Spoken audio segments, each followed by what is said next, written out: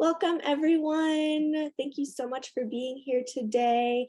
This is the Shamayim Jewish Animal Advocacy Podcast, and I'm really looking forward to today's episode. We have Hillel Ehrenreich on, and he is from EA for Jews, so he's going to tell us about that. For those of you who don't know, Hillel graduated summa cum laude from the University of Pennsylvania with a BA in philosophy.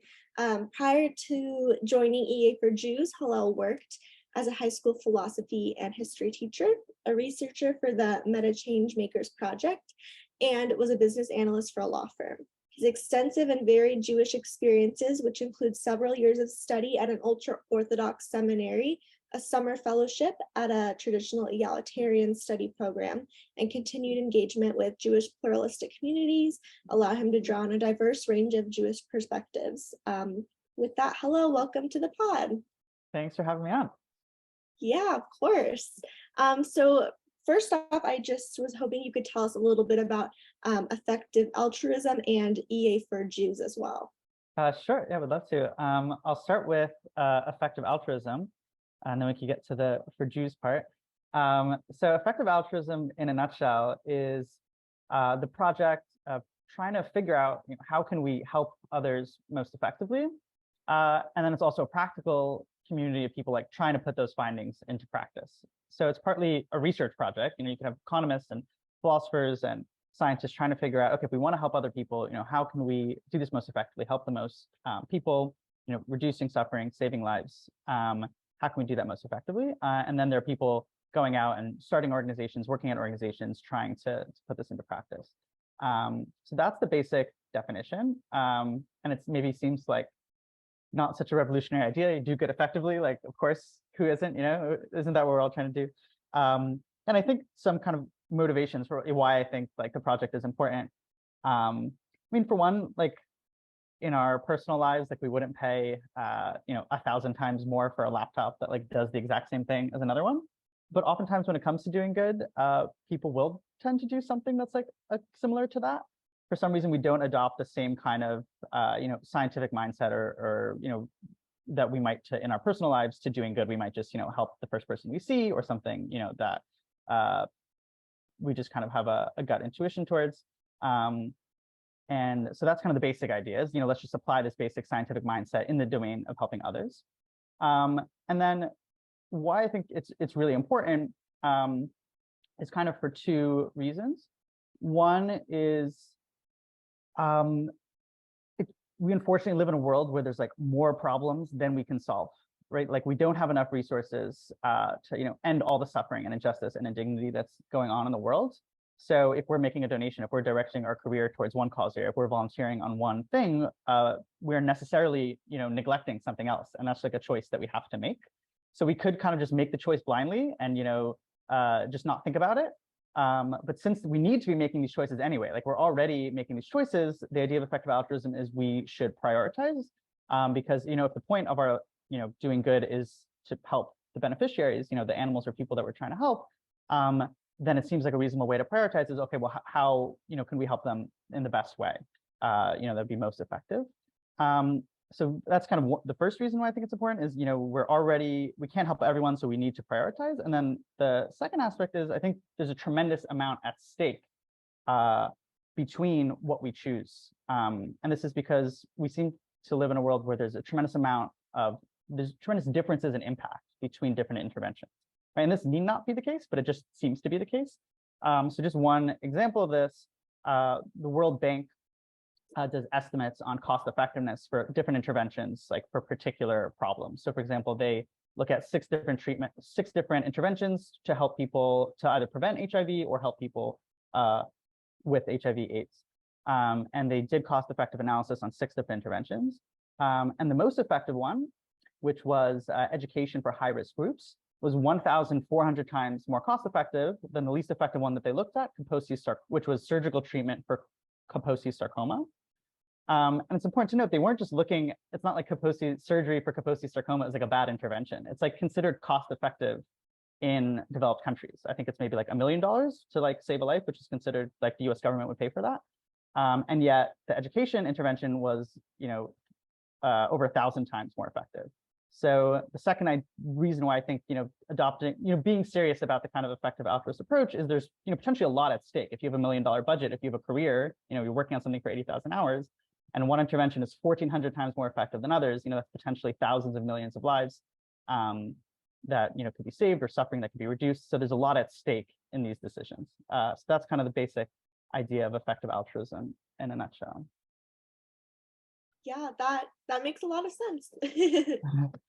Yeah. Tell us a little bit about EA for Jews. Sure. Yeah.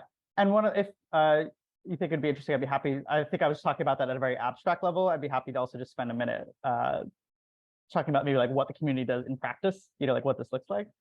Yeah. So yeah, in practice, like one example of this in action might be something like doing randomized control trials to evaluate, say, charities. Even though there's more ways to do good than just charity. It could be advocacy, politics, careers. But one example might be looking at different charities and doing randomized control trials where you have a control group, an experimental group that has the intervention, and then a control group, and then you actually compare them. And you can't take a drug in the U.S. without a randomized control trial. Like that's how you do science. And effective altruists, we're trying to like bring the same rigor into the nonprofit world. And one example was they're looking at interventions to like improve education in developing countries. And there's like all sorts of things happening. And they turned out like, donating textbooks had like no significant effect. More teachers, no significant effect. Changing school size, no significant effect. And then the one intervention that seemed to have a very significant effect was providing deworming tablets for students with parasites, because it turns out they're missing half the school year due to diarrhea from parasites. And the idea there is like the way to do good might be, the way to actually help people might be very different than what you naively think coming in. And now people are disputing that study, and nothing is settled. There's always more research that needs to be done. But that's kind of just an example of this principle at work. And then the last thing I'll say is maybe just like the cause areas that people in the community are tend to focus on now. And I will say like these don't define the movement at all, right? The movement is kind of just like working on what's most effective. So today, maybe they think it's X, but maybe tomorrow evidence will suggest it's Y. And then in theory, people would be open-minded to switching. But currently people tend to focus in the community or people involved in the project are working a lot on global poverty. And the idea there is, money tends to go a lot further to people who have less of it. So, $500 for somebody who makes $500 a year is going to be a lot more transformative than somebody who makes 40,000, even though, both might be in need. The second is animal welfare, which I'm sure we'll talk more about. And this is often due to just the sheer size, sheer number of animals that are in terrible conditions, 70 billion land animals, over 1 trillion aquatic animals. So, some people are even like, I'm not even sure if animals count, but like if it's like a 40% chance that they do, there's so many that, this seems like the most pressing problem of our time. And then the third is kind of catastrophic risks, things that could potentially be really disastrous. Something like we've had a pandemic. What about a pandemic designed to be, engineered in a lab to be much more contagious than COVID or much more deadly? Artificial intelligence, either misused or misaligned with human values, nuclear war, things like that, which tend to be kind of neglected by, governments and nonprofits currently, but maybe, a more risk than people might think. So that's, currently what 3 of the main cause areas that people tend to work on, but of course, new evidence might push the movement in different directions. Definitely. Seems very practical. Can you tell us a little bit about the connection between the work that EA for Jews does and Shamayim? Sure, yeah. So EA for Jews, so we're one organization in this like larger movement, right? Effective altruism isn't like Jewish particularly, and then we're EA for Jews, kind of affinity group within the larger movement. And we mostly, our flagship program is we run a fellowship. So this is an 8-week reading group. We have a really great syllabus. I'd be happy if you share links afterwards. I'd be happy to share it. And what fellows do is they do around 2 hours of reading a week. And then they have a small discussion once a week with like a cohort of 5 to 6 people and a facilitator. And so it's a great way to do some kind of like systematic, organized reading of these topics, and then explore relevant Jewish readings as well, and have Jewish discussion questions and a Jewish facilitator. So to do this in an environment with other, people who are interested in the Jewish sources and discussing Jewish values, while also learning a lot about effective altruism, and these particular cause areas. And that's part of the fellowship. And the other part is like, if people are interested in taking a next step and like, how can I have a more impactful career, impactful donations, we try to help connect them, with relevant people, resources, opportunities. That's a lot of what we do. So it's both kind of like a learning program, but also, we put a lot of time and effort into helping people achieve the impact that they're excited about. And yeah, another thing EA for Jews does is we host Shabbat dinners. So currently mostly in New York City, but if anyone is interested in hosting in their own city, we have funding and resources to like host a Shabbat dinner to discuss the intersection, connections, and tensions between Judaism and these ideas. And the last thing we do is we partner with Jewish organizations on programming, like giving a presentation on Judaism and animal welfare, or I gave a talk recently on artificial intelligence safety and Jewish sources. And there's actually a lot of interesting stuff there. So that's the third thing we do. And the main relevance with Shamayim is, one of the, like I mentioned, 3 kind of cause areas that effective altruism is focused on, and therefore what our like educational resources are focused on is animal welfare. So yeah, like Shamayim, we're trying to educate people about animal welfare and support people who are interested in like pursuing careers or volunteering or donations in this space. Very nice. So now we, understand how EA works for charitable organizations, but how does that concept apply to how you mentioned people that are looking for careers? And do you have any advice to those currently searching for jobs in animal welfare who want to incorporate EA in their lives? Yeah. So one thing I could do that might be helpful, and yeah, I don't know, is there a way I could share links afterwards on the podcast? Of course. Okay, yeah. So a lot of, I think, the way might be most helpful here is sharing like resources that I found that other people have found to be helpful. So one, I could share just a brief kind of list of some of the best ones that we found. One is a website called Animal Advocacy Careers, and they're probably the best place to start. They offer career advice. They have an online course. They have a job board. They have a community directory, so you can network with other people. And they also have skill profiles. So like these are some skills that are really helpful in working on animal welfare, like fundraising, management, lobbying, and policy, tech research. And then they kind of go through, okay, what are some hints that you might be a good fit for some of these kind of areas to work on. There's also a website called 80,000 Hours. That's a general kind of career advice website for high impact careers. And they have a really like frequently updated job board where they try to find the most impactful jobs in these areas. And you could filter it by cause area, including animal welfare. And I think you'll find jobs there that you might not like. Like the first job I'm seeing now is software engineer for ARC Biotech, which is alternative proteins company. So maybe not like the first thing that comes to mind when you think of an animal career. There's jobs in law, engineering. So that's a great job board to connect with. There's also an organization called TALIS that matches people with alternative protein businesses. So alternative protein businesses, have a partnership with TALIS, and they connect these companies with talent interested in this field. There's courses on alternative proteins. There's also an organization called Playground, which is a community of volunteers. So if you want to kind of test your fit for working in this area, I definitely recommend checking out Playground and maybe picking what are 1 or 2 areas that you're considering, and just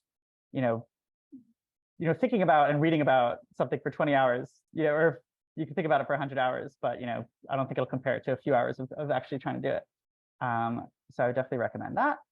And then lastly, if you're interested in donating as the path to have an impact on this issue, I'd recommend animal charity evaluators who kind of try to do this rigorous research that we were talking about specifically for animal nonprofits, as well as the EA Animal Welfare Fund that they actually distribute grants. So you could give them money, and then they have a team of grant makers who will try to distribute that money to the highest impact organizations. So yeah, that's just like links and resources. Yeah. Any questions on that? And then I have some general advice that others have shared with me that I'm happy to share. Of course, yeah. No, I will make sure to put those links anywhere that this podcast goes so people can check those out. So thank you for sharing those, and I'd love to hear anything else you have to say. Sure. So one piece of advice, so I don't work directly in the field, but one piece of advice that I got from other people who do is just to consider expanding the breadth of options you're considering. Like I think, if you're imagining working in animal advocacy, you might have something very specific in mind, maybe working for a nonprofit, maybe getting people to change their dietary preferences. But the actual there's just a huge array of ways you can contribute really effectively, and some of the roles or that are like most in demand, that are most in need, might not be the ones that come to mind right away. So maybe it could be helpful if I just like list through some of this like diversity of things you could be doing, right? There's work in operations, administration, HR, management, and leadership is like a huge bottleneck. So Animal Advocacy Careers has done some research into what are like the hardest jobs for animal nonprofits and like alternative protein companies to fill. And management and leadership was the main bottleneck. So if you do have any leadership experience or management experience, this is an area where you can make a big impact, because it's really hard for these organizations to find the people they're looking for. Right, there's also like technical research, engineering, marketing, software development, like pretty much there's like so many. If you're thinking about like what should I major in, like biology is relevant, chemistry, physics, engineering, anthropology, law, accounting, right? Like all of these things are things that these organizations need. So, it might not just I would consider, more broadly things that you can do. And then just like a few examples of like different types of areas you can work in. There's of course like working at a vegan food company, which might come to mind. You could also work at like a non-vegan large food company. Or a lot of these companies are thinking now about introducing meat alternatives, and oftentimes internal advocacy could kind of swing the balance and influence things. So that's something you might want to consider. Right? There's of course nonprofits, but there's also government and policy, lobbying. Research, there's all different types of research that needs to be done. Psychology research, how do people think about these things? Technical research, strategy. And of course, you could also just earn money, if that's what you're good at and that's what you like to do, and you want to donate it to effective charities. That's another approach. So yeah, the general advice is to, I guess, think broadly. There's pretty much everything you could do in the real, in the broader world you could do within the animal welfare world. Yeah, and that is kind of the main pieces of advice I've gotten. The fellowship program, I should mention the applications are live. So the next round will start after the high holidays on October 8th, but the applications are open now if people are interested. Yeah. Thank you for sharing. We really appreciate you coming on, and everyone should check out EA for Jews. I'll put, again, all the relevant links anywhere where this podcast goes, and I hope everyone has a great rest of their day.